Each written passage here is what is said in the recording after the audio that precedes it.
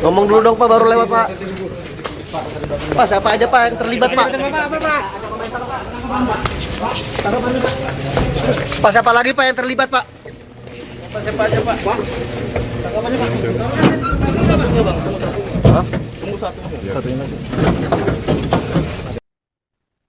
Kejati Kalimantan Tengah kembali menetapkan 2 tersangka pada kasus korupsi hasil tambang zirkon oleh PT Investasi Mandiri atau PT IM. Penetapan tersangka tersebut berlangsung pada Senin 22 Desember 2025.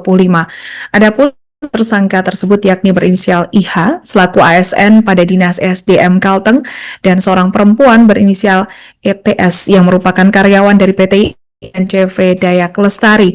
Asisten Intelijen Kejati Kalteng Henry Hanafi mengatakan penetapan tersangka tersebut dilakukan setelah penyidik mengantongi minimal 2 bukti yang cukup. Untuk informasi selengkapnya akan disampaikan wartawan kami yang telah terhubung dari Tribun Kalteng, Ahmad Supriyandi. Rekan Ahmad, silakan laporan Anda. Ya, terima kasih Alina. Selamat siang Tribuners dimanapun Anda berada. Betul sekali bahwa Kejati Kalteng telah kembali menetapkan 2 tersangka pada kasus korupsi hasil tambang zirkon oleh PT Investasi Mandiri atau PT IM.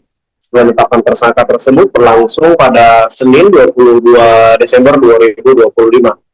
Adapun 2 tersangka tersebut yakni inisial IH selaku ASN pada Dinas SDM Kalteng dan seorang perempuan inisial ETS yang merupakan karyawan PT IM dan juga CP Dayak Lestari. Keduanya menjalani pemeriksaan selama lebih kurang 8 jam dipotong waktu istirahat. Asisten Intelijen Kejati Kalteng Henry Hanafi mengatakan bahwa penetapan tersangka ini telah melalui berbagai proses penyidikan dan penyidik juga telah mengantongi minimal 2 alat bukti yang cukup untuk menetapkan 2 orang tersangka tersebut. Untuk diketahui sebelumnya 2 tersangka tersebut menurut Asisten Intelijen Pidana Khusus Kejati Kalteng mengatakan bahwa pihak terlibat dengan tersangka sebelumnya yakni inisial PC yang merupakan Kepala Dinas SDM Kalimantan Tengah dalam penerbitan rencana kerja dan anggaran biaya atau RKAB yang tidak sesuai dengan ketentuan. Selain itu juga diduga menerima pemberian atau janji sehubungan dengan proses penerbitan persetujuan RKAB tersebut. Sementara itu, tersangka ETS juga terlibat karena perannya yang turut serta dalam penjualan komoditas zirkon dan penjualan tersebut tidak sesuai dengan ketentuan. Selain itu, ETS juga disebut memberikan sesuatu kepada ASN di SDM Kalteng tersebut sehubungan dengan penerbitan persetujuan SKB serta penerbitan pertimbangan teknis dalam perpanjangan izin usaha pertambangan lokasi produksi atau IUP PT Investasi Mandiri. Akibat perbuatan para tersangka tersebut, kata Wahyudi, kerugian negara ditaksir sekitar kurang lebih 1,3 triliun dan sampai saat ini kerugian negara itu masih dalam penghitungan BPKP pusat atau BPKP RI. Kedua tersangka juga tidak memberikan komentar apapun saat dibawa ke mobil tahanan kejaksaan. Tersangka IH dengan cepat masuk ke dalam mobil, kemudian selang beberapa menit, petugas kembali membawa tersangka ETS yang keluar menggunakan kursi roda. ETS saat dibawa ke kursi ataupun mobil tahanan tampak lemas dan tidak berdaya usai menjalani pemeriksaan. Petugas kejaksaan bahkan sampai harus mengangkat tersangka ETS ke dalam mobil karena ia tidak mampu berdiri. Aspidsus Kejati Kalteng menjelaskan bahwa kedua tersangka itu telah menjalani pemeriksaan selama lebih kurang 8 jam, namun masih dipotong waktu istirahat. Sebelum menjalani pemeriksaan, kedua tersangka juga terlebih dahulu diperiksa kesehatannya oleh dokter yang didatangkan ke Kejati Kalteng. Lebih lanjut, Wahyudi menyampaikan bahwa ETS sempat shock dan membuat asam lambungnya naik sehingga membuatnya pingsan dan tidak berdaya sampai harus dibawa dengan kursi roda. Diketahui sebelumnya, Kejati Kalteng telah menetapkan 2 tersangka lainnya yakni pada kasus tambang zirkon ini yaitu mantan Kadis SDM Ken Krisway dan juga Direktur PT Investasi Mandiri atas nama Herbowo Suswanto. Sebagai informasi, Kadis SDM Kalteng yang sebelumnya menjabat sebagai Kabid Mineral dan Batubara pada Dinas SDM Kalteng ini ditetapkan tersangka pada kasus dugaan penyimpangan dalam penjualan komoditas zirkon, ilmenit dan rutil ke berbagai negara oleh PT Investasi Mandiri. Kegiatan tersebut berlangsung pada 2020 sampai dengan 2025. Untuk diketahui, Tribuners, PT IM ini memiliki IU untuk operasi produksi komoditas zirkon seluas lebih kurang 2032 hektar dan tepatnya di Desa Tawang Kayawan dan Tumbang Miwan, Gunung Mas.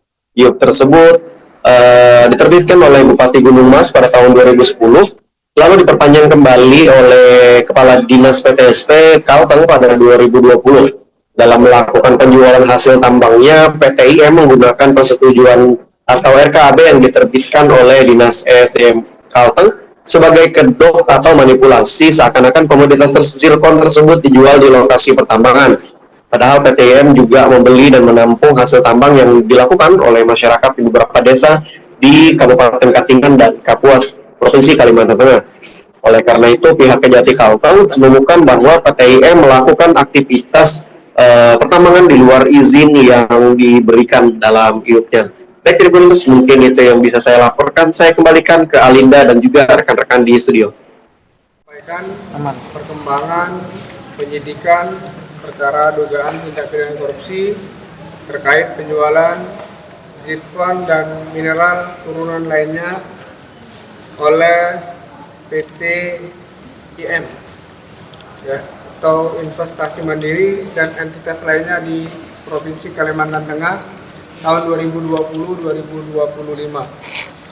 Sehubungan dengan perkembangan penyidikan perkara tindak pidana korupsi yang diduga dilakukan oleh PT Investasi Mandiri, hari ini penyidik kembali menetapkan 2 orang tersangka yang berdasarkan hasil pemeriksaan dan alat bukti yang ditemukan oleh penyidik, minimal 2 alat bukti sudah terpenuhi. Penyidik menetapkan 2 orang. Yang pertama, tersangka dengan inisial IH. Yang bersangkutan adalah ASN pada Dinas Energi dan Sumber Daya Mineral atau ESDM Provinsi Kalimantan Tengah. Dan seorang tersangka perempuan dengan inisial ETS yang merupakan karyawan dari PT Investasi Mandiri dan CP Dayak Lestari. Kita kembali menetapkan 2 orang tersangka dengan inisial IH selaku ASN pada Dinas ESDM Provinsi Kalimantan Tengah yang bersama-sama dengan tersangka sebelumnya VC terlibat dalam persetujuan RKAB PT IM yang tidak sesuai dengan ketentuan yang berlaku serta diduga menerima pemberian atau janji sehubungan dengan proses penerbitan persetujuan RKAB tersebut. Kemudian tersangka yang kedua yang baru kita tetapkan tadi adalah tersangka perempuan berinisial ETS yang dalam peranannya turut serta melakukan penjualan zirkon dan mineral turunan lainnya baik domestik maupun luar negeri yang tidak sesuai dengan ketentuan yang berlaku. Dan yang kedua, memberikan sesuatu kepada pegawai negeri sehubungan dengan penerbitan persetujuan RKAB dan penerbitan pertimbangan teknis dalam perpanjangan izin usaha pertambangan operasi produksi atau IUP PT IM. Jadi itu 2 peranan dari kedua tersangka yang baru yang kembali kita tetapkan oleh Kejati Kalteng, di mana akibat perbuatan tersebut kerugian negara ditaksir sekitar kurang lebih 1,3 T dan masih dalam perhitungan BPKP Pusat. Pasal yang disangkakan untuk tersangka IH melanggar pasal 2 ayat 1, untuk pasal 3 junto pasal 18, junto pasal 55 ayat 1 ke 1 KUHP, dan pasal 5 ayat 2 dan atau pasal 11 Undang-Undang RI nomor 31 tahun 99 sebenarnya diubah dengan Undang-Undang nomor 20 tahun 2001 tentang pemberantasan tindak pidana korupsi. Sementara tersangka ITS melanggar pasal 2 ayat 1, pasal 3 junto pasal 18, junto pasal 55 ayat 1 KUHP dan pasal 5 ayat 1 huruf A pasal 13 Undang-Undang nomor 31 tahun 99 sebagaimana telah diubah Undang-Undang nomor 20 tahun 2001 tentang tindak pidana korupsi. Penahanan tersangka dilakukan untuk 20 hari ke depan di Rutan Palangkaraya. Download Tribun X sekarang, menghadirkan lokal menjadi Indonesia.